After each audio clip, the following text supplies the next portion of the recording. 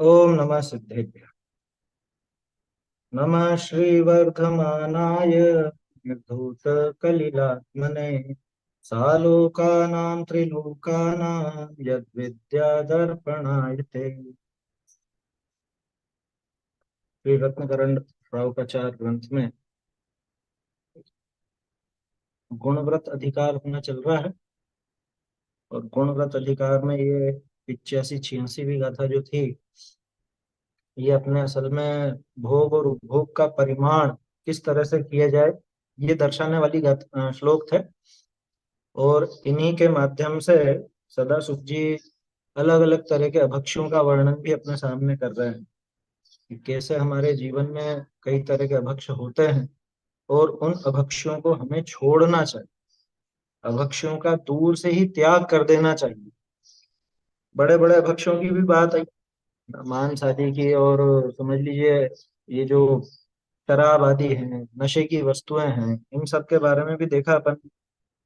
बाजार का बना हुआ कुछ भी खाने लायक नहीं, ये भी देखा। बहुत बढ़िया प्रकरण था। और भी बीच बीच में कई बातें हैं, जैसे दही वगैरह है तो हाथों हाथ खा लो, अगर शक्कर मिला के खाना है, या कुछ भी और चीजें हैं, तो ऐसी बहुत सी बातें यहाँ पर हैं जो अपने को अपने जीवन में अपनाने लायक। इसके आगे का प्रकरण अपने को देखना है। और साथ में बैठकर खाने की भी मनाही थी, वो भी अपन ने देखी थी। उस पर और चर्चा करते हैं अपन, पहले श्लोक बोल लेते हैं। अक्षार्थानां परिसंख्यानं भोगोपभोग परिमाणम् अर्थवतामप्यवधौ रागरतीनां तनू कृतये भुक्त्वा परिहातव्यो भोगो भुक्त्वा पुनश्च भोक्तव्यः उपभोगोशन वसना प्रभृति पांचेन्द्रियो विषयः त्रसहति परिहरणार्थम् क्षौद्रं पिशितं प्रमाद परिहृतये मद्यं च वर्जनीयं जिन चरणौ शरणं यातये अल्पफल बहुविघातान् मूलकमार्द्राणि शृङ्गवेराणि नवनीत निम्ब कुसुमं कैतकमित्येवमवहेयम् यदनिष्टं तद्व्रतयेद्यच्चानुपसेव्यमेतदपि जय्यात् अभिसन्धिकृता विरते विषयाद्योग्यावृतं भवति। चलिए अब इसके आगे का प्रकरण अपने को देखना है। पहले अपन ने पिछली चर्चा जो चली थी, वहां ये बात आ गई थी, दही में खांड बूरा मिलाकर बहुत समय तक नहीं रखना चाहिए, तुरंत ही खाना योग्य। मैं 2 मुहूर्त में लिखा था, उसे तो हटा करके और अपन ने तुरंत ही खाना चाहिए ये बात लिखी। अपने पुत्र भाई मित्र आदि के साथ शामिल होकर एक ही बर्तन में भोजन करना उचित नहीं है। एक ही भोजन में, मतलब एक ही बर्तन में अपन भोजन करें, चाहे वो कोई भी हो, वो चाहे अपने कोई रिश्तेदार हो, चाहे कोई मित्र हो, परिवारजन हो, साथ में बैठकर भोजन करना किसी भी तरह से उचित नहीं है ना। ये यहाँ समझने लायक बात। इसके आगे का प्रकरण अपने को देखना, ढूंढारी से देखते हैं, साथ के साथ ही अर्थ समझते जाएंगे, क्योंकि कठिन तो है नहीं कुछ बात इसमें।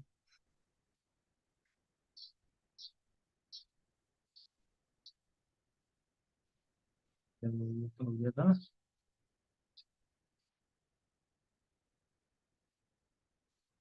अपना मित्र भाई पुत्रादि के शामिल एक पात्र में भोजन करना योग्य है। हाँ, यहाँ से देखिए, मनुष्य का, देखिए क्या कह रहे हैं। मनुष्य का कुकरा बिलाई इत्यादि का उच्छिष्ट भोजन त्यागना योग्य है। कि मनुष्यों का झूठा भी नहीं खाना, और कुकरा बिलाई, इनका झूठा कौन खाता है। अरे पहले क्या होता था, पहले घर खुले होते, और कभी कोई कुत्ता घुस गया, कभी कोई बिल्ली आ गई, बिल्ली ने रसोई में बर्तन में भोजन पड़ा था उस पर मुंह मार दिया। अब कई बार तो ऐसा होता है, घी बनाया है, और थोड़ा सा बस ध्यान चूका, इधर उधर गए और बिल्ली घी में मुंह लगा गई। अब घी कौन फेंके, ये बना भी इतनी मेहनत से और महंगा भी है, तो कौन फेंके। छान लो, एक बार गर्म करके छान लो। ऐसा काम नहीं करना भैया। मनुष्य का, कुकरा, बिलाई इत्यादि का, और लोग खा जाते हैं। क्या फर्क ही नहीं पड़ता। मैंने वो बाजार के भोजन के संबंध में बताया था ना आप लोगों को, मुंह मार जाते हैं गायें, कुत्ते, यहाँ तक कि सुअर। वो पीछे उसने उस पर रख रखा, होटले पर, वो चबूतरे पर रख रखा है कुछ बना करके, और इधर तो ये सामान बेचने में लगा हुआ है, पीछे से कोई भी जानवर आकर के, कुत्ता या सुअर या कोई गाय, वो उसमें से मुंह मार जाता, और ये फेंकेगा थोड़ी ना व्यापारी। व्यापारी तो सब वो उसके समझ लीजिए बड़े चमचे से सब ऊपर नीचे कर देगा, मिक्स हो जाएगा, एक हो जाएगा। किसको पता चल रहा है कि क्या मिला है। बाजार का ऐसा सामान खाना ही नहीं, खुला तो लेना ही नहीं, है समझ। इनका उच्छिष्ट भोजन त्यागना योग्य है। तथा गाय, भैंस, गधा इत्यादि तिर्यंचनी का उच्छिष्ट जलादिक से स्नान मत करो। उनके जूठे पानी से स्नान भी मत करो। क्या, जानवरों के कहने का अर्थ ये है कि जहाँ जानवरों के पानी पीने का स्थान हो, पहले लोग बाग नदी नाले पर नहाने जाते थे, तो वहां पे उनका समझ लीजिए वहीं पे गायें भैंसे कहीं पे पानी पीती हो, जानवर पानी पीते हो, ऐसी जगह का स्नान मत करो। उससे स्नान मत करो, पान मत करो, पियो भी मत। समझ में ही बात। देखो एक चीज और है, अम, ये स्विमिंग पूल वगैरह में जाते हैं ना, अब स्विमिंग पूल में छोटे छोटे बच्चे भी जाते हैं, बड़े भी जाते हैं, सभी जाते हैं, तो वहीं पे ही गंदगी कर देते हैं अंदर ही। ऐसा स्विमिंग पूल नहाने जैसा नहीं है समझ। नदी में तो फिर भी बहता हुआ पानी है, नदी में तो आगे चला जाता है, लेकिन स्विमिंग पूल का तो वो का वही पानी। अब कहने को कहते हैं फिल्टर होता है, तो बार बार फिल्टर, क्या फिल्टर होता है वहां। बड़ों बड़ों को शर्म नहीं आती, वहां पे ही गंदगी कर देते हैं उसमें। तो वो जाना ही नहीं कभी ऐसा। जलाधिक में स्नान मत करो, पान मत करो, तथा अन्न का, खांड का, लापसी का बनाया मनुष्य तिर्यंचनी का आकार निकु भक्षण मति करो। ये भी एक गजब की बात है। पहले वो बम्बई की मिठाई आती थी, पहले बेचने आते थे ऐसे, वो कुछ भी उसका आकार बना देता है। कोई स्कूटर बना लेता है, कोई वो हवाई जहाज बना लेता है, कोई क्या बना लेता है, कोई मनुष्य के आकार जैसा बना है, कोई जानवर के आकार जैसा बना देता। आटे का मुर्गा वाली कहानी प्रसिद्ध है, आप सबको ध्यान है वो। तो ऐसे जो आकार बने हुए हैं, चाहे वो अन्न का हो, खांड का, खांड का माने शक्कर का, ये समझ रहे हैं आप क्या कह रहे हैं। ये जमाने गए, पहले तो इनका बनाते थे। अभी बच्चों की टॉफियां आती है तरह तरह के आकार। क्या, उनके बनाए हुए मनुष्य और तिरंचों के आकार की टॉफियां आती। वो चॉकलेट उसी तरह की आएगी, जाने क्या क्या आती है ऐसी, विदेशी भी आती है, देशी भी आती है, बहुत सारी। तो वो उस आकार की बना देते हैं, मनुष्य के आकार या जानवर के आकार की। केक काटेंगे साहब। हाँ, ये बफर में सलाद वगैरह जो वो सजा करके रखते हैं ऐसी, है, हंस के आकार का बना देंगे, मोर के आकार का बना देंगे, मुर्गे के आकार का बना देंगे, है, मछलियों के आकार का बना देंगे। वो है सलाद, वो ककड़ी है, या और समझ लीजिए कोई और सब्जी या फल होगा, लेकिन उसको उस वैसा शेप दे देते हैं। भैया ऐसे ऐसे जिसमें आकार हो, तिर्यंचों का आकार हो या मनुष्य का आकार हो, ऐसा, ऐसे पदार्थ का भक्षण नहीं करना। चाहे वो आटे का बना हुआ हो, चाहे वो लापसी का पता नहीं कैसे बनता हो, लापसी तो लिक्विड रहती है, उसका तो कैसे बनेगा। या तो उसको गाढ़ी करके बना देते होंगे। खांड का, गुड़ का तो आता है, तरह तरह के आकार का गुड़ भी आता है, वो तो चाहे जैसा बना दे, जैसा सांचे में डाले वैसा बन जाए। तो बच्चों को भी सिखाने लायक है कि ऐसी टॉफी चॉकलेट, टॉफी चॉकलेट तो कोई सी भी खाने लायक नहीं, लेकिन घर पर भी अगर बनाओ तो सांचे आता है आजकल बनाने के, वो सांचे भी कई तरह के आते हैं, ऐसे सांचे नहीं बनाना है। और बर्थडे का केक, पहली बात तो केक बिल्कुल विरुद्ध है, जैन दर्शन से बिल्कुल विरुद्ध क्रिया है केक की, आया समझ में। अब उसके बाद भी केक पे ऊपर वो बना देंगे कुछ कुछ ऐसे, ऐसी डिजाइन बना देंगे, कोई जानवर की या कोई मनुष्यों की बना देता है। वो शादी की एनिवर्सरी हो तो वो गुड्डे गुड्डी जैसा आकार बना देंगे केक के ऊपर, और फिर उसको काटेंगे। ऐसा काम नहीं करना भैया कभी। याद कीजिए, वो आटे का मुर्गा की जो कहानी है, उसे हमेशा स्मरण में रखिए कि सिर्फ आकार ही तो था वैसा, असली मुर्गा तो था नहीं, ना उसमें मांस था ना खून था, तो आटे का था। लेकिन आटे के मुर्गे में ही वो इतने इतने भवों में उनका भ्रमण होता रहा। तो यहाँ समझने लायक बात है। अन्न का खांड का लापसी का बनाया, मनुष्य तिर्यंचनी का आकारणी को भक्षण मति करो। तथा, अच्छा देखो एक और चीज है, ये तो आकार हो गया तरह तरह का। अब जैसे मान लो कोई शरबत पीता है, छाछ पीता है, या कुछ भी पीता है, लेकिन गिलास उस तरह का रखता है कैसा, शराब जैसा। और फिर वो चीयर्स करना, या ये जाम एक जाम, भैया ऐसे नाम भी क्यों लेना है? इसका आशय ये है कि इसको वो चीजें अच्छी लगती है ना। ये भले उनको भोगता नहीं हो, लेकिन इसके दिमाग में वही चीजें बसी है और वो ऊंची लगती हैं। शराब पीने वाले तो ऊंचे दिखते हैं, इसको स्टैंडर्ड स्टेटस वाले दिखते हैं, और सदाचारी लोग इसको नहीं लगते। इसीलिए तो ये शरबत भी पिएगा घर का बना हुआ, तो भी वो ऐसे कि जाम और चीयर्स और क्या क्या करेगा पागल की तरह। ऐसा है। क्या लिखा?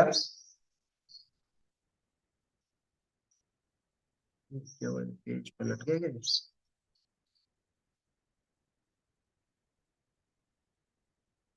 हम्म। इनका भक्षण मत करो। तथा देवी दिहाड़ी व्यंतर अधिकनी की पूजा वास्ते संकल्प किया भोजन त्यागने योग्य है। लोग बाग इनके लिए भी निकाल देते हैं, तो उनके लिए भी निकाला हो तो वो भी मत करो। कोई भय वाली बात नहीं, लेकिन ये तो भैया तुमने दूसरे के हिसाब से निकाला है, उसके लिए निकाला हुआ संकल्प किया भोजन त्यागने योग्य। इसमें वो जो प्रसाद प्रसाद की प्रथा, वो प्रथा चलती है ना, वो भी समझ ले। ये तो उसको चढ़ाया गया था, अब उसका हम कैसे ले सकते? समझ में आ रही है बात? तथा मांस भक्षिणी का भाजन में भक्षण मत करो। मांस भक्षियों के भाजन यानी कि बर्तनों में भोजन मत करो। जो होटलों में जाते हैं वो इस चीज से बच सकेंगे कि भैया ये प्लेट कोई मांस भक्षी ने तो काम में नहीं ली थी, है ये तो होटल वाला कोई बता सकेगा? या जो बफर की प्लेटें हैं वो कहाँ कहाँ नहीं जाती हैं, बताना जरा। कोई टेंट वाला ऐसा है क्या, वो जो भी व्यवस्था करते हैं, क्या बोलते हैं, केटरिंग वाले होते हैं आजकल, तो केटरर कोई इस तरह का है क्या जो किसी को मना करे कि भाई हम तो सिर्फ शाकाहारियों को देते हैं, मांसाहारियों को नहीं देते? है क्या कोई इस तरह का? उनका तो व्यापार सब जगह जाएगी। तो मांस भक्षण करने वाले के यहाँ भी वही प्लेटें जाएंगी, और वही प्लेटें आपको इस बफर वगैरह में मिलेगी। अब सोच लेना आपको क्या करना है। ये तो अपने विवेक की बात है। इसने खुद को इतना नीचा गिरा लिया, इतना नीचा गिरा लिया कि कहीं भी कैसे भी कुछ भी खाने को तैयार है। इतना नीचा हो गया है, इतना नीचा, खाने के पीछे इतना इतना गिर गया। सोचो तो सही। ये मनुष्य भाव क्या मिला, जैसे कोई खाने के लिए ही मिला हो इसको। चिंता मत कर, अगली बार मिलने वाला ही नहीं। ना तो ये भोजन मिलने वाला है, ना ये किसी दशा मिलने वाली। अपना भाजन मांस भक्षिणी को मांग्या मति दियो। दोनों तरफ की बात है। न तो मांस भक्षण करने वाले के द्वारा किए हुए बर्तन में भोजन करना, न अपने बर्तन ऐसे व्यक्ति को देना जो मांस भक्षण आदि करता। अरे अपन तो इससे आगे बढ़कर बात करते हैं। आलू प्याज बनाता हो उसको अपने बर्तन मत दो। समझ में ही बात? और उसके बर्तनों में मत खाओ। अब कोई कह सकता है कि बर्तन तो सब धुल धुला के साफ हो गए, अब थोड़ी ना कुछ लगा हुआ है उसको। अरे लेकिन उसकी ग्लानि इतनी आनी चाहिए ना मन में, खुद को भी और दूसरे को भी लगना चाहिए कि ये कुछ गलत काम कर रहे हैं। समझ में आ रही है ना? ऐसा है। नाई का भाजन से शोर मति राधो, मति कराओ, मति कराओ। शोर का मतलब होता है ये दाढ़ी बनवाना, हजामत करवाना, बाल कटवाना। नाई का भाजन से उसके बर्तन से क्षौर मत करवाओ। ये तो पहले होता था कि वो नाई घर पर ही आ जाते थे या कुछ भी, अब तो पूरी व्यवस्था बदल गई। अब तो उसकी दुकान पे ही जाकर के आप करवाते हैं, है ना। उसमें तो बचाव का एक उपाय है कि आकर के नहाओ, सीधी सी बात ये। वैसे कोरोना काल में तो बहुत बढ़िया काम हो गया, सब घर पे खुद ही खुद का करने लग गए थे क्या? आया समझ में? हमने तो कि कहाँ की फफूंद पूरे की पूरी साफ कर लिए थे उस टाइम पर। कि कहाँ बार बार इधर बाल साफ करें, बाल बनाएंगे और सेट करें, अरे पूरे ही हटा लो, कहाँ दिक्कत है? वैसे भी बालों में है क्या? अब महिला कहेंगे कि पुरुष तो हटा ले, हम कैसे हटाएं? समझ में ही बात। खैर, ये तो एक व्यवस्था की बात है। रजस्व लगा स्पर्शन किया पात्र भोजन योग्य नहीं है। खैर, अपने ज्यादातर घरों में और स्वाध्यायी परिवारों में इतनी तो वो मर्यादा रखी जाती है, जो समझ लीजिए शारीरिक अशुद्धि है, तो शारीरिक अशुद्धि के समय अलग ही बर्तन और अलग ही वो सब रहना करना होता है। अधिकांश जगह तो अपना ये चलता ही है, बाकी आजकल बड़े शहरों में थोड़ी ढील भी होती जा रही है क्या, तो कोई विवेक नहीं है। वो सिर्फ भोजन नहीं बनाती, बाकी तो इधर उधर सब जगह ही घूमती रहती है, हर किसी कमरे में, हर कहीं पे, किसी भी पलंग पर, किसी भी सोफे पर इन पर बैठ जाते हैं अशुद्ध अवस्था में। वो उचित नहीं है बिल्कुल। आया समझ में? अशुद्ध अवस्था में अपने को जो भी जैसे कपड़े की चीजें हैं, जैसे समझ लीजिए आपके चादर है या पलंग के जो गादी वगैरह है, इन पर बैठने का त्याग करना चाहिए। आपको गद्दी चाहिए अलग से रखिए, वो अलग से होती है व्यवस्था अपने घरों में तो क्या। जिनको शारीरिक अशुद्धि वगैरह हो तो वो उसके लिए अलग से ही उसका क्या बोलते हैं, अपना गद्दा वगैरह और जो कुछ भी है, बर्तन वगैरह, वो सब रखने चाहिए। अ, उनका स्पर्शन किया पात्र भोजन योग्य नहीं है।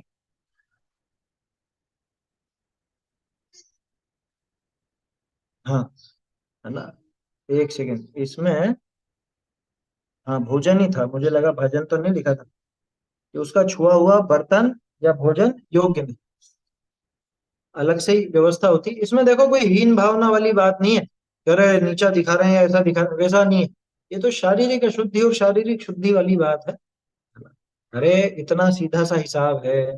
किसी को टीबी हो तो उसको अलग रखते हैं कि नहीं, उसके लिए बर्तन वगैरह भी तो अलग रखे जाते हैं। तो वहां तो आप छुआछूत, वहां तो छुआछूत नहीं दिखती। और यहाँ जब शारीरिक अशुद्धि या कुछ भी ऐसी, कोई भी रोगी हो, रोगी के अलग ही रखो। आया समझ में? रोगी हो अथवा शारीरिक अशुद्धि की दशा हो, उसको अलग ही रखना चाहिए, अलग ही बर्तन वगैरह होने चाहिए। उसमें क्या दिक्कत है? तो स्वास्थ्य की दृष्टि से भी उचित है। लेकिन ये मर्यादाएं आजकल भंग होती जा रही है, बड़े शहरों में तो बड़ी समस्या है। वहां जाकर के तो बैठने में भी सोचना पड़ता है कि कहाँ बैठे। आया समझ में? क्योंकि कैसे क्या व्यवस्था रखते होंगे घर की। खैर, देखिए, बहुरी अनुपसेव्य जान विकार रूप वस्त्र आभरण मत पहनो। देखो, भोजन आदि की तो बात हो गई, अब और बढ़िया बात चल रही। विकार रूप वस्त्र आभरण मत पहनो कैसे? अनुपसेव्य जान करके। गजब हो गया, हम तो सोच रहे थे कि अनुपसेव्य सिर्फ अभक्ष्य पदार्थों में, मतलब भोजन संबंधी पदार्थों में ही होता होगा। ये भी अनुपसेव्य है। अनुपसेव्य माने ऊंचे व्यक्तियों के सेवन करने योग्य नहीं हो। तो कपड़े भी तो सेवन करने की वस्तु होती है ना। तो ऊंचे व्यक्तियों के, अच्छे व्यक्तियों के, सदाचारी व्यक्तियों के जो सेवन करने योग्य नहीं है, माने उनके द्वारा पहनने योग्य नहीं है, ऐसे वस्त्र मत पहनो। ये बहुत जरूरी बात है आज के जमाने में तो। क्योंकि किस पर पाबंदी लगाओ, है? जिस पे लगाओगे वो मानेंगे नहीं। और वो भी क्यों मानने लगे? देखो, देखने में आता है पुरुषों में तो इतना विशेष है नहीं, क्योंकि उनके तो पैंट शर्ट या टी शर्ट जीन्स जो भी रहे, वो तो रहेंगी ही सही। लड़कियों के कपड़ों में बचपन से ही वो माएं खास तौर पे ध्यान नहीं देती, उस समय तो बहुत ऐसा बढ़ावा देती हैं, जरा जरा सी बच्चियों को छोटे छोटे कपड़े पहना। अब वो वही पहनते पहनते बड़ी हुई है। वो बड़ी होने के बाद वो मान लेगी क्या किसी की भी? वो क्यों मानने लगी फिर? क्योंकि उसके तो दिमाग में आ गया इनमें क्या दिक्कत है। वो जब तक छोटी थी तब तक तो उसकी माँ उसको छोटे कपड़े पहनाती थी। अब वो बड़ी हो गई तो अब टोकती है कि ढंग से पहनो और ये करो। अब क्यों मानने लगी वो?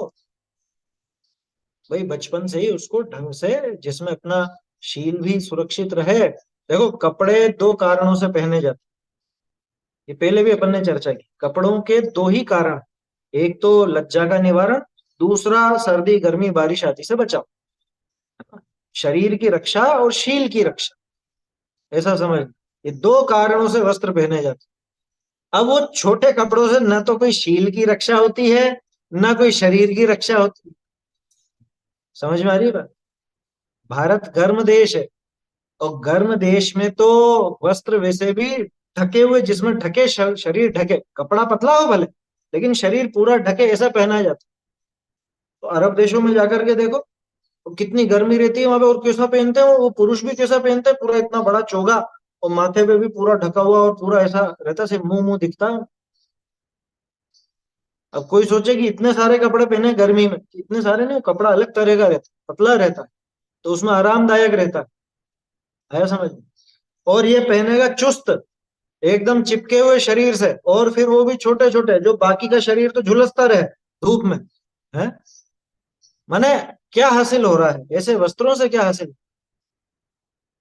तो इसलिए ये बच्चे और बच्चियां दोनों की जरूरत है समझ में। बच्चों को भी, लड़कों को भी खास तौर पे इसी तरह की शिक्षा दी जाए कि बेटा अपने को भड़कीले कपड़े नहीं पहने।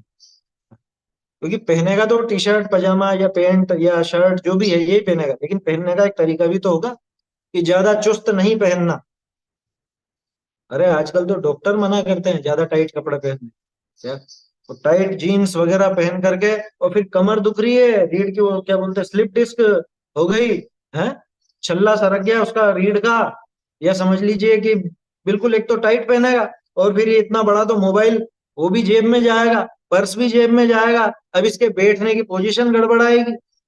समझ में ही बात। तो मसल्स पे, हड्डियों पे, इन पे सब पे फर्क पड़ता है। इसलिए कपड़े आरामदायक हों, जिसमें स्वयं अपने कपड़े सामान भी रख सके, ऐसे ढीले वस्त्र आदि ही पहनना चाहिए। ढीले का मतलब ये भी नहीं कि जिसमें उलझ करके गिर जाओ, है ना, ढीले का आशय वैसा नहीं है, लेकिन जिसमें अपने शरीर की मतलब शील की और शरीर की दोनों रक्षा हो सके, ऐसे वस्त्र हमको पहनने चाहिए।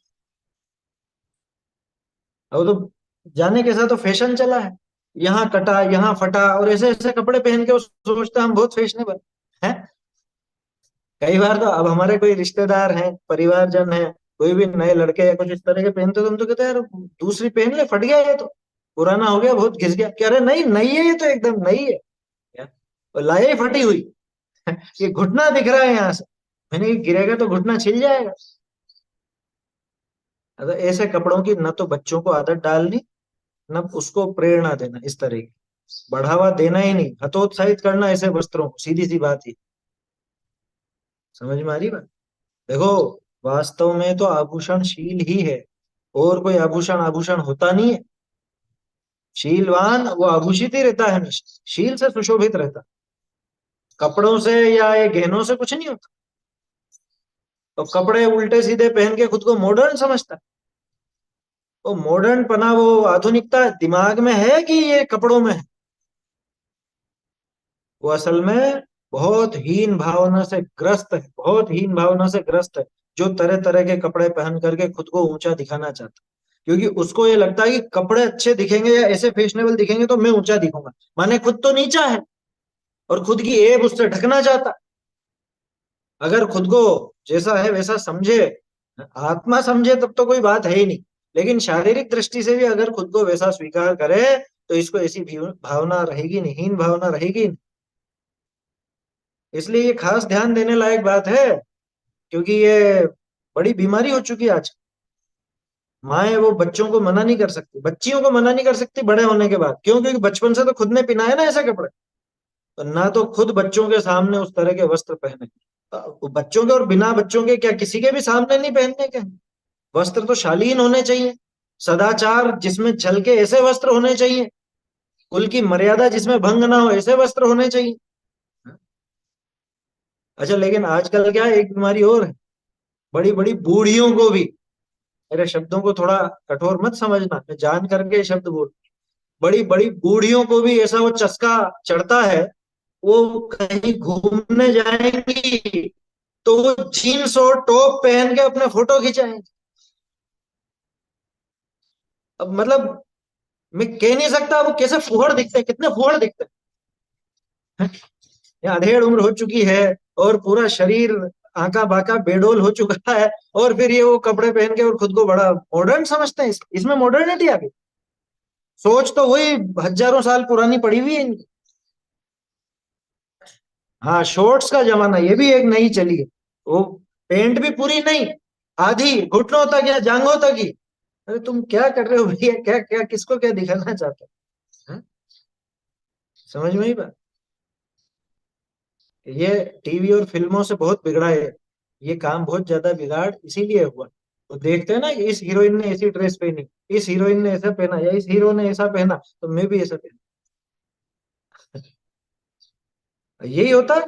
वो शादियों के पहले भी ऐसे फोटो खिंचाते हैं तरह तरह के, वो कपड़े पहन के और ऐसे हैं। प्री वेडिंग चलता है ना फोटोशूट। बिल्कुल सही कह रहे हो आप, उल्टा मूर्खता नजर आती है, उम्र की परिपक्वता का ध्यान ही नहीं, बिल्कुल भी ध्यान नहीं। अब कोई आधुनिकतावादी कह सकता है ये साहब, ये कोई पाबंदी थोड़ी ना है कि हम इतने बड़े हो गए तो हम ये कपड़े नहीं पहन सकते, हम तो अभी भी दिल से जवान। क्या बोलता है, हम तो दिल से जवान, की जवानी इसी में दिखती है क्या? ये कपड़ों में ही जवानी है क्या? जवानी का सही उपयोग तो संयम में है। अगर तू जवान है तो संयम धारण करना, अगर जवान है तो तब कर, क्योंकि जवानी में तब किया जा सकता है, बुढ़ापे में कौन सा तब होने वाला है नया। हाँ? जवान है तो स्वाध्याय कर, बुढ़ापे में ऊँघता है, जवानी में स्वाध्याय ढंग से हो सकती है। खुद को दिल से जवान मानता है तो फिर ये काम आया समझ। हम तो दिल से जवान है और कपड़े पहनेगा, ऊट पटांग पहनेगा और फोटो उल्टे सीधे फोटो खिंचाए। हाँ? हरकतें तो देखो इनकी। मुझे तो हंसी आती है, 50वीं शादी की सालगिरह मनाने जाते क्या, और वहां पे बिल्कुल वो दूल्हे दुल्हन की तरह उनको सजाया जाएगा। किनको, किनकी?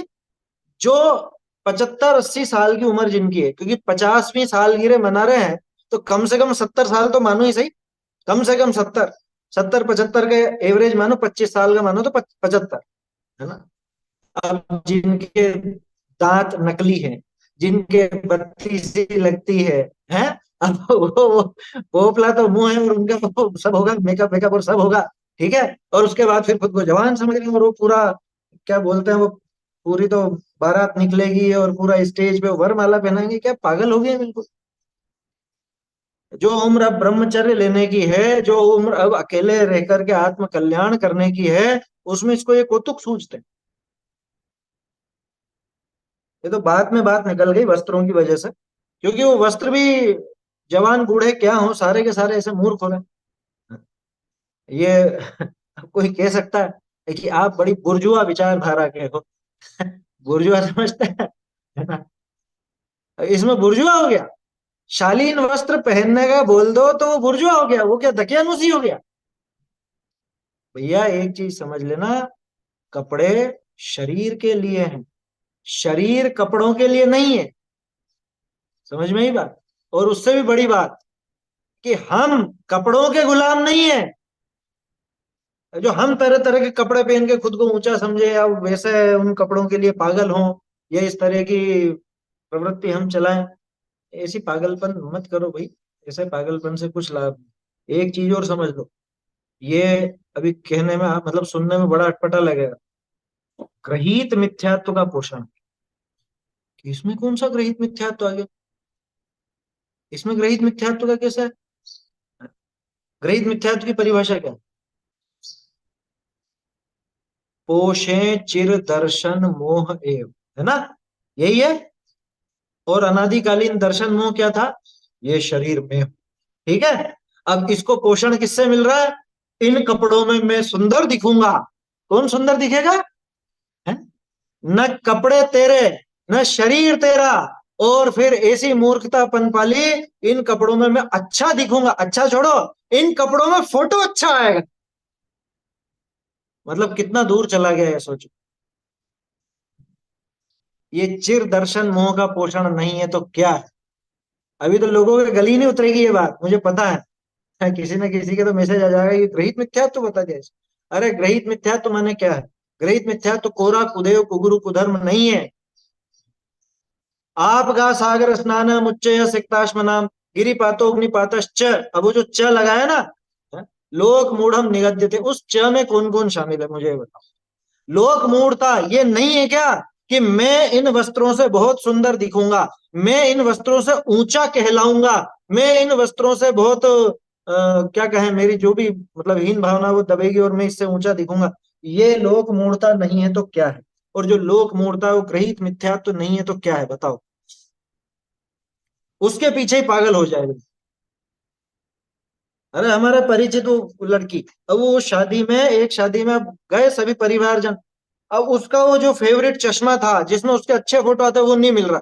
वो इतना फूट फूट के रोने लग गई। असली घटना बता रहा हूँ, हमारे परिवारजनों की घटना है, और तो क्या कहूँ। रोने लगी, नहीं मुझे तो वही चश्मा चाहिए, मुझे तो वही चश्मा चाहिए। ये क्या है? हैं?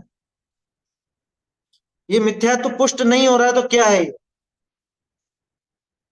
ये अनंतानुबंधी का राग नहीं है तो क्या है, जो उसके बिना बिल्कुल काम ही बिगड़ गया। ये पागलपन किसी भी दशा में अच्छा नहीं है, बिल्कुल अच्छा नहीं है ना। ये पागलपन छोड़िए। देखो क्या कहा, फिर से पढ़ते हैं।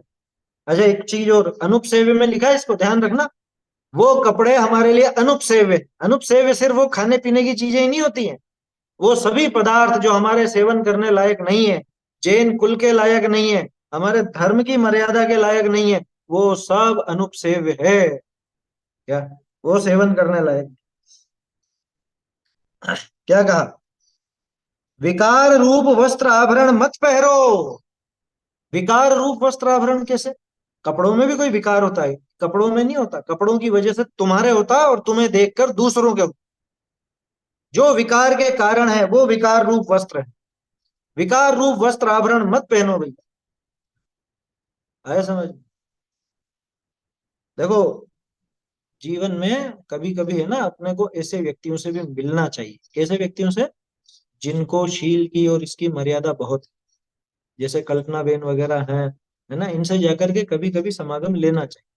अब हमने तो पढ़ते समय लिया, हम जानते हैं ना कि क्या फर्क पड़ता है।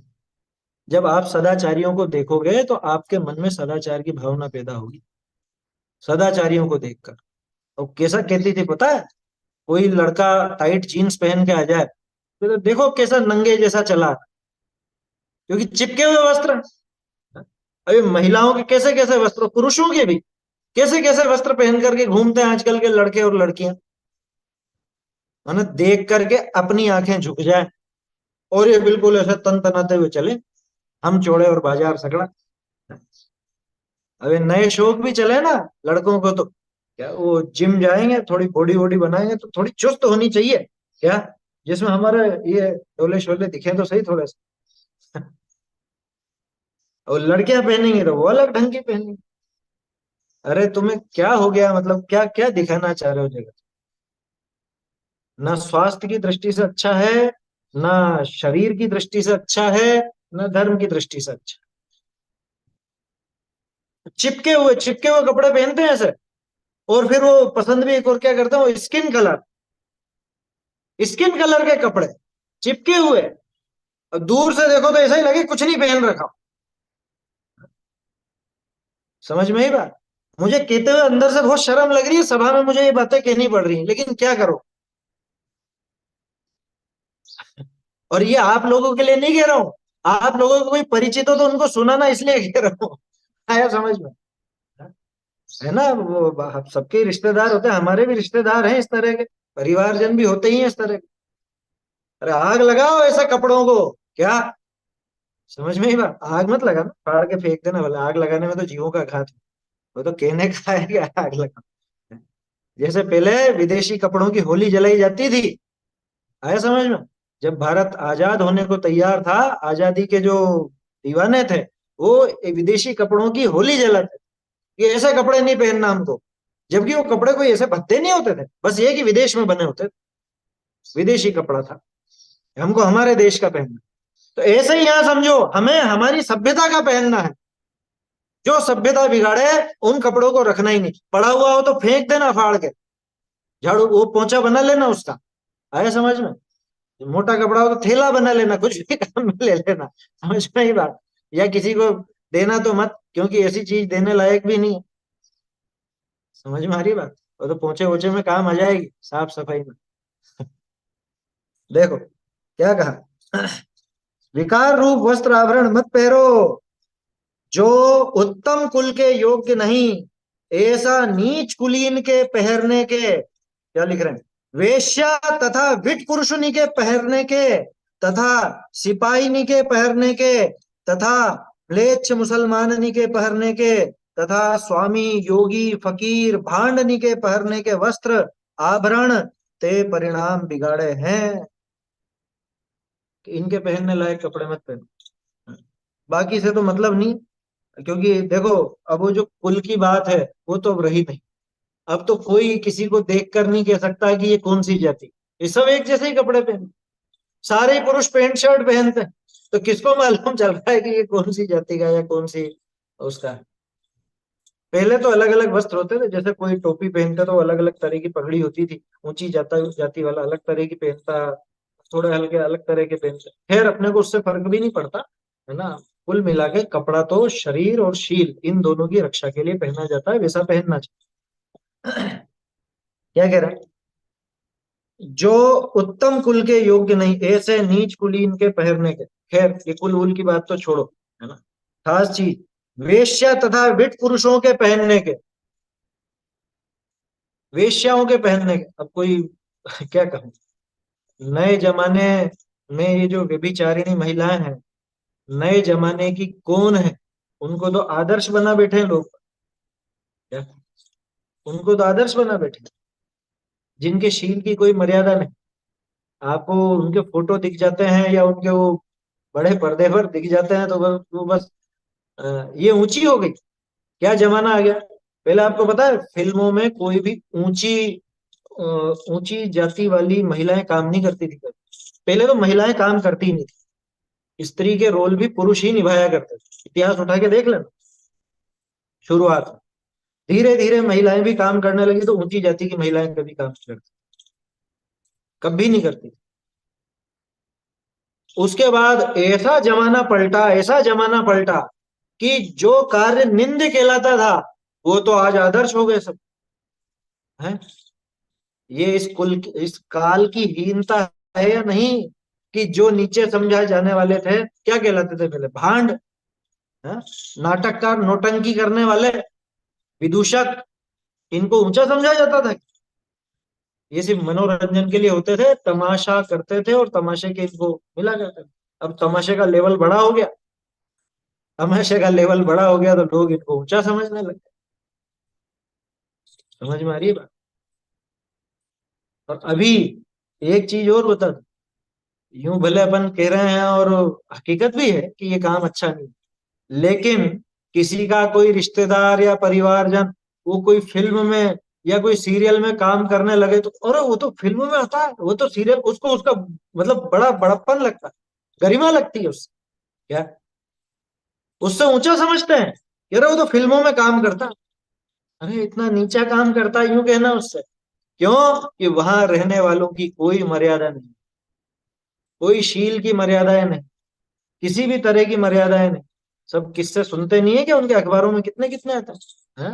लेकिन अभी तो इनका चक्कर चल रहा है, फिर पहले ये था फिर वो था, और शादी हो गई, और शादी के बाद तलाक हो गया, फिर तलाक हो गया तो जो दोस्त था उससे ही वो शादी हो गई, वो उसने उसकी छोड़ दी, उसने उससे कर ली।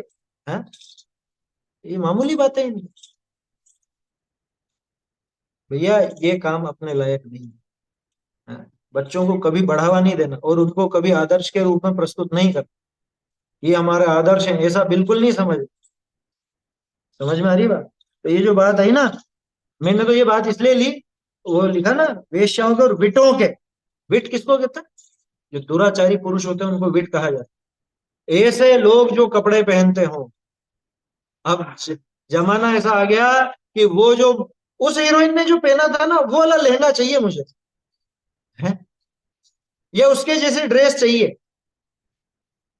कि वो जो उस वाले हीरो ने वो जीन्स पहनी थी फटी हुई, वो उसकी वजह से वो फटी जीन्स से चल पड़ी। बताओ। और देखो, ये आजकल चलन चला है, पहले नहीं चलता था। पहले नाचने वाले कोठे पर नाचा करते थे, नाचा करती थी, नाचा करते थे। आए समझ में? नाच गान की विद्या, नाच गान की कला वही होती है। और आजकल चलती है डांस क्लासेस। गर्मी की छुट्टियां आ रही है, बच्चों को क्या करें, अरे डांस क्लासेस में भेजो, डांस कराने भेजो। अरे वो तो यूं ही सीख जाता, डांस में क्या दम। और डांस कोई अच्छे लोगों के करने का काम है। ये नहीं नहीं साहब, ये भी एक कला है।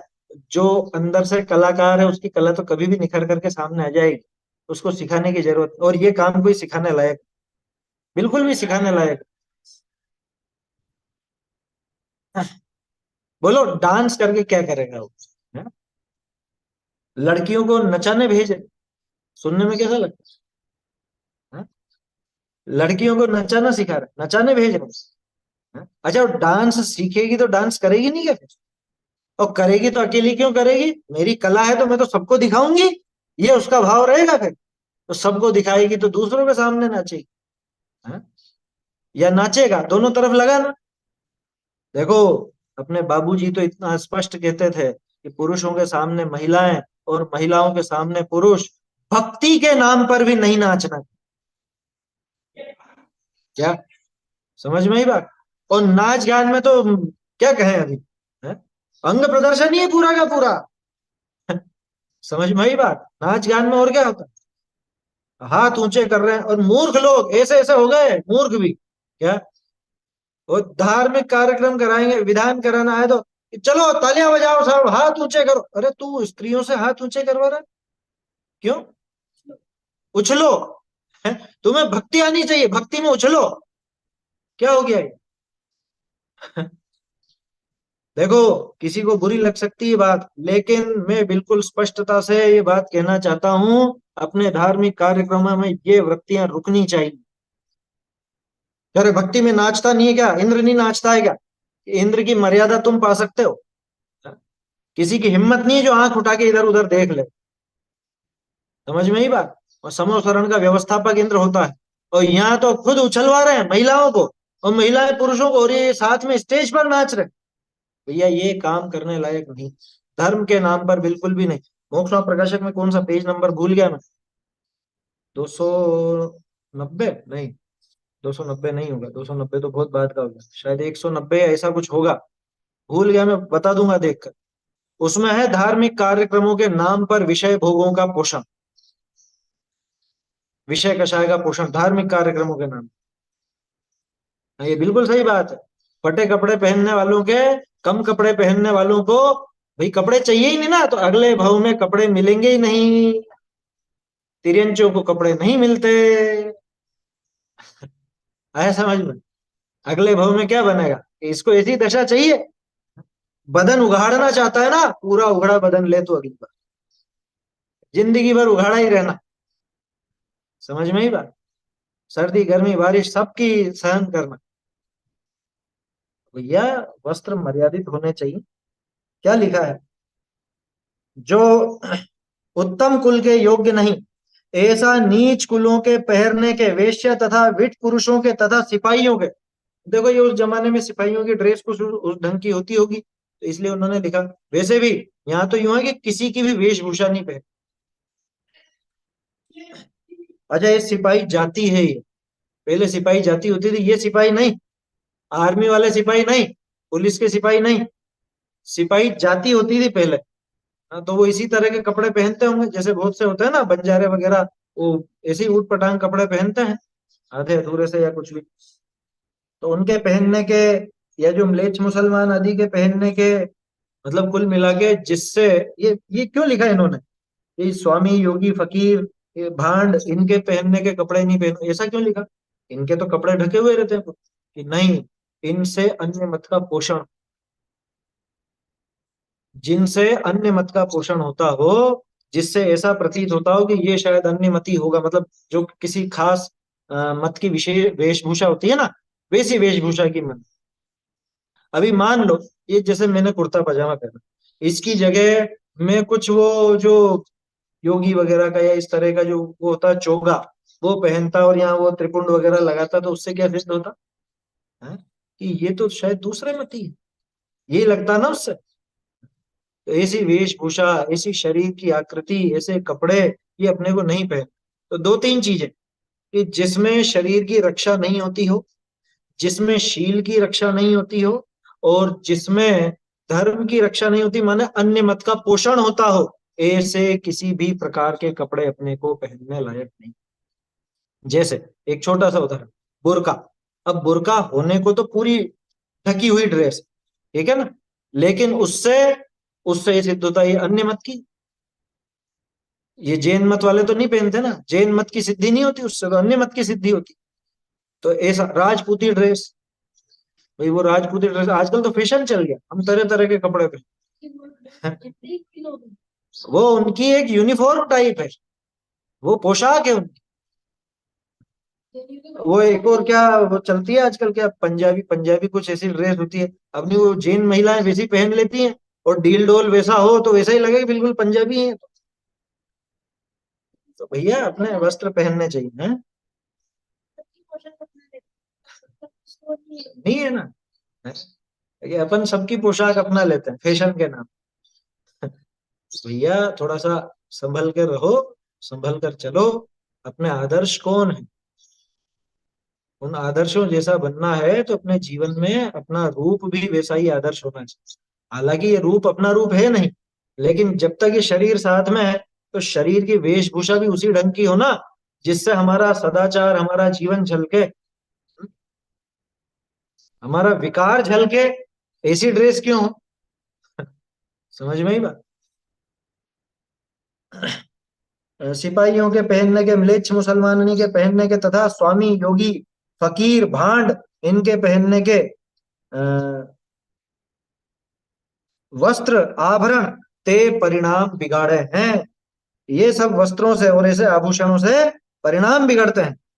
अपने तथा पर के विकार उपजावने वाले, तथा अपना पदस्थ के योग्य तथा अवस्था के योग्य लोक ते अविरुद्ध ऐसा आभरण वस्त्र वेश धारणा योग्य है क्या? ये इसमें कुछ गड़बड़ हो गई। अपने तथा पर के विकार उपजावने वाले,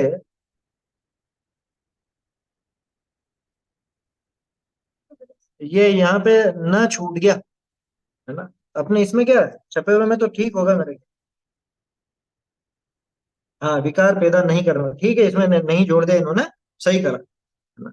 अपने तथा पर के विकार नहीं उपजावने वाले, यानी जिसे देख करके, जिसे पहन करके न तो हमारे मन में विकार आए, न कोई दूसरा हमको देखे तो उसके मन में विकार आए, कपड़े ऐसे होने चाहिए। आया समझ? अपने तथा पर के विकार नहीं उपजावने वाले, तथा अपने पदस्थ के योग्य, यानी अपने पद के लायक, अपनी जो गरिमा है ना। अपन जैन कहलाते हैं, और जैन में भी मान लो, अब जैसे पद पद की बात करें तो समाज का अध्यक्ष कैसे कपड़े पहनना चाहिए, या जैसे मैं हूं तो मैं भी एक पद वाला ही हूँ आपके सामने, तो मैं वक्ता हूं तो वक्ता के पद में कैसे कैसे वस्त्र मर्यादित होते हैं, कैसे वस्त्रों की मर्यादा रहनी चाहिए। तथा अवस्था के योग्य, ये भी बहुत बड़ी बात है, अवस्था के योग्य। बचपन में जो कपड़े पहने जाते हैं वो आप 60 70 80 साल की उम्र में पहनोगे तो अच्छा नहीं लगेगा। बचपन में तो आप निक्कर पहन के घूमते थे। अब वो 60 70 साल का आदमी अगर निकर पहन के बरमूडा पहन के घूमेगा तो कैसा लगेगा? घर पे तो भले कैसे रहे वो अलग बात है, लेकिन बाजार में दूसरों के सामने वैसे पहनने लगे तो अलग हो जाए। अपनी अवस्था के योग, लोक ते अविरुद्ध, जो लोक से भी विरुद्ध नहीं हो, अपनी देश काल की मर्यादा के अनुसार हो। गर्मी में गर्मी लायक कपड़े पहने, सर्दी में सर्दी लायक पहने। अब मजा तो तब आता है जब शादियां होती है ना, तब आप देखो हर गर्मी में भी ऐसी मोटी शेरवानी और वो कोट पैंट पहन करके, वो दूल्हा पसीने में झाग झीक हो गया बिल्कुल, और दुल्हन भी वो मोटा मोटा लहंगा और वो सब पहन करके। अब क्या करो, तो ये तो पहनना ही पड़ता है, सब रिवाज बन गए हैं। ऐसा कैसा रिवाज? दूसरी तरफ सर्दी में, भर सर्दी में जब वो रात को भिंडोरी निकलती क्या, और महिलाएं वो कपड़े पहन के शॉल कैसे ओढ़ ले, शॉल ओढ़े तो कपड़े दिखेंगे कैसे? हैं? ना शॉल पहनना, ना स्वेटर या जो भी कुछ है वो ब्लेजर वगैरह वो भी नहीं पहनना, और ठंड में ऐसी ठिठुरती रहेंगी क्या? ठंड में ठिठुरती रहेंगे लेकिन कपड़े तो वैसे चाहिए। क्या पागलपन है? तो देश काल से अविरुद्ध, ये लोक से अविरुद्ध का मतलब देश काल से अविरुद्ध ऐसा आभरण वस्त्र भेष धारणा योग्य है। ऐसे ही आभूषण पहनो, ऐसे ही वस्त्र पहनो, आभूषणों में भी ध्यान रखना चाहिए। ऐसे ऐसे आभूषण पहन ले लोग बाग जो खुद को ही परेशानी हो जाए। ऐसी डिजाइन बनवाई जो जगह जगह बिल्कुल नुकीला है, नोकदार है, तो पूरा छिल गया, गला छिल गया, कान छिल गए, और वो क्या अंगूठियां वो छिल गए हैं। ऐसी अंगूठियां ऐसे कड़े वो आपके कपड़े ही बार बार फंस करके, और उसमें वो तार तार निकलते जाते हैं। ऐसे पहन के क्यों परेशान होते हो भैया? ऐसी डिजाइने क्यों पहन?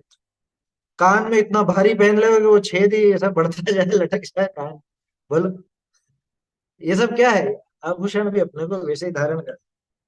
देखो एक बात कहता हूँ, मेरी व्यक्तिगत सोच है, ऊपर से आभूषण पहनने की जरूरत ही क्या है? यार है तो क्या पहने नहीं क्या? ये वो अब आपका विचार है, लेकिन इनमें कोई दम। अब मुझे तो बहुत बोझा लगता है, तो मैं तो पहनता नहीं हूँ कुछ। आया समझ? कुछ नहीं, क्योंकि बोझा ही है, वास्तव में बोझा है। उसका ध्यान अलग रखो।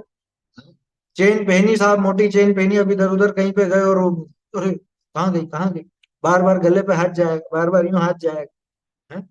अंगूठी ढीली है तो बार बार अंगूठी को ही देखते रहे, क्यों माथे पर बोझा ले? खैर, वो अपना अपना विचार है, लेकिन जैसा भी पहनो, शील की मर्यादा और शरीर की भी रक्षा हो, या शरीर भी सुरक्षित रहे, ऐसा पहनो। हाँ, दूसरा कोई तारीफ करेगा तो ऊंचे होंगे क्या? ये तो बताओ। आप मेरे कपड़ों की या आभूषण आदि की तारीफ करो या निंदा करो, तो उससे क्या मैं ऊंचा या नीचा हो गया? या मैं आपकी तारीफ नहीं कर रहा हूं तो आप नीचे हो गए? या मैं कुछ बोल दूं तो आप उससे नीचे हो गए, ऊंचे हो गए? हाँ? दूसरों की निंदा प्रशंसा से अपने को मत तोलो। बाबूजी ने लिखा है ऐसा क्या? बहुत कहने करी कहा, ऐसा संक्षेप जानना, समस्त संसार परिभ्रमण के कारण पंच इंद्रियनी की विषयनी में लालसा है। इस संसार में क्यों भटक रहा है ये? पांच इंद्रिय विषयों में, पांच इंद्रियों के विषयों में ही इसकी जो लालसा है, वो वास्तव में संसार में भटकाने का कारण। तीन इंद्रियनी में हूँ, जिह्वा इंद्रिय और उपस्थ इंद्रिय, दो इंद्रियनी की लालसा इस लोक परलोक दोनों का बिगाड़ दे। पांच इंद्रियों में भी मुख्य रूप से जिह्वा, क्योंकि जीवान के स्वाद के पीछे ये बहुत पागल हो जाता है। बाकी इंद्रियों का इसको इतना नहीं रहता, जीवान का बहुत चटोरा रहता। दूसरा उपस्थ इंद्रिय, यानी कि काम वासना आदि। तो इन इंद्रियों की लालसा इस लोक और परलोक दोनों में बिगाड़ करा देने वाली। दो इंद्रिय के विषय की लोलपता जिनके अधिक है, ते मनुष्य जन्म में पशु के समान। वास्तव में जानवरों की तरह ही। मैं तो कहूं जानवरों से भी गए बीते। हाँ, ये देखो बहुत बढ़िया बात है, गोमटसार जीव कांड का मंगलाचरण। गुण रयण भूषण, क्या गुण रूपी रत्न ही आभूषण है। न कपड़े आभूषण है, न वो आभूषण आभूषण। गुणों का ही आभूषण है। वास्तव में व्यक्ति तो गुणों से ही भूषित होता है। क्या कह रहे हैं? दोनों इंद्रियों की विषय की लोलुपता जिनके अधिक है, ते मनुष्य जन्म में पशु के समान। पशु क्या, पशु से ज्यादा भयभीत है, क्योंकि पशु के भोजन की मर्यादा होती है। उसको पेट भर गया ना, उसके बाद नहीं खाता, जानवर नहीं खाता उसके बाद। हमने तो प्रैक्टिकल देखा हुआ है। क्या, आप दिए जाओ उसको, वो तभी तक खाएगा जब तक उसका पेट नहीं भर। पेट भरने के बाद वो सिर्फ जीवन के लिए कभी नहीं। और कोई कोई ऐसा चटोरा हो गया तो समझ लेना मनुष्यों के संपर्क में आकर के ही हुआ। मनुष्यों ने आदत बिगाड़ी किसी की, अगर बिगाड़ी। बाकी सामान्य रूप से, चाहे वो शाकाहारी जानवर हो, चाहे मांसाहारी जानवर हो, शेर भी भोजन कर लेता है ना, पेट भरा हुआ होता, तो उसके पास में से भले हिरण निकल जाए उसको फर्क नहीं पड़ता। वो नहीं मार के खाता किसी। वो खाता भूख लगने पर ही, जब तक उसका पेट खाली है तभी तक खाता है। कोई भी जानवर। और ये मनुष्य, इसको तो जीबान ऐसी चीज है इसकी, पूरे 24 घंटे कुछ भी चटा लो इस। आया समझ? ऐसी चाट है इसको जीबान की। पशु के समान, पशु योनि में हूँ, इन्हीं दो इंद्रियों का विषय की चाह करी परस्पर लड़ी लड़ी मर जाए। हाँ, ये जरूर होता है। खाने के पीछे, तो खाने के पीछे उनकी वो जीबान की नहीं है लालसा, वो पेट की है ना। भूखे रहते हैं ना, भूखे रहने की वजह से पेट नहीं भरता, तो वो आपस में लड़ते हैं, जैसे कुत्ते आपस में रोटियों के लिए लड़े, या गायों को आप कुछ देने जाओ तो एक गाय दूसरी गाय को मारकर भगा दे। अथवा ये जो है ना, ये दोनों इंद्रियों का, तो उपस्थ इंद्रिय के विषय की चाह से भी परस्पर लड़ लड़ करके मर जाते हैं। हाथी का उदाहरण स्पष्ट है। हाथियों में परस्पर में बहुत झगड़ा हो जाता है हथीनी के पीछे। होता है, जानवरों में भी होता है इसका। और मनुष्य जन्म में हूँ, कलह करना, मारना मरना, निर्लज्ज होना, उच्छिष्ट खावना, दीनता भाषणा। दीनता भाषणा मतलब दीनता के वचन बोलना, पुण्य दान लेना, पुण्य दान लेना, अभक्ष भक्षण करना इत्यादि समस्त नीच कर्मणि में प्रवृत्ति रसना इंद्रिय के विषयनी की लालसा ते ही होए है। ये रसना इंद्रिय की लालसा ऐसी है कि उसकी लालसा में ये सब काम हो जाते हैं, निर्लज्ज होकर के मांगने लग जाते हैं। रसना इंद्री नहीं लिखा है? नहीं, रसना इंद्री ये अपन ने जोड़ा होगा शायद। अच्छा, प्रवृत्ति। अच्छा अच्छा अच्छा, नीच कर्मों में इन्होंने प्रवृत्ति रखना कर दिया, और रखना नहीं है वो। रसना इंद्री के विषय की लालसा से होता है, ऐसा है वो। अब ये रसना की जगह रखना हो गया है। ये भी गजब सुधार हुआ। देखो, ख के स्थान पर रस करो और इंद्रियों की जगह इंद्रिय हो जाएगा। रसना इंद्रिय के विषयों की लालसा से ही होती है। देखो क्या कह रहे हैं, ये मतलब जितने भी ऐसे खोटे काम है, निर्लज्जता पूर्ण वचन बोलता है, झूठा भोजन क्यों कर रहा है? और रसना इंद्रिय के वशीभूत होकर दीनता भजन, अरे मुझे भी दे दो, थोड़ा सा दे दो। अरे वहां पे भिखारियों की तरह खड़ा रहता है हाथ फैला करके, बफर में जाता है तो है, गिद्ध भोजन में। आप सोचते हो बार बार ही ऐसा क्यों कहते हैं? देखो, बार बार इसलिए कहता हूँ कि आदत छूट जाए। समझ में आई बात? मैं तो बार बार इसलिए कहता हूँ, जो जाते हैं वो जाना छोड़। आपको बुरा तो लगता होगा, लेकिन लगना चाहिए बुरा। बुरा लगे बिना छूटेगी नहीं वो आदत। नहीं है अपने जाने लायक, नहीं अपने खाने लायक, नहीं है सब। मैं तो शिविरों में जो खड़े खड़े भोजन की पद्धति चली है उसके भी खिलाफ। खड़े होकर के भोजन करना ये अपनी सभ्यता नहीं है ये। कह रहे साहब हजारों लोग रहते हैं, तो हजारों को क्यों बुलाते हो अगर व्यवस्था नहीं कर सकते? बाबूजी ने भरे पंचकल्याणक में ऐसा बोला था। कोटा का पंचकल्याणक था और दिल्ली का होने वाला था।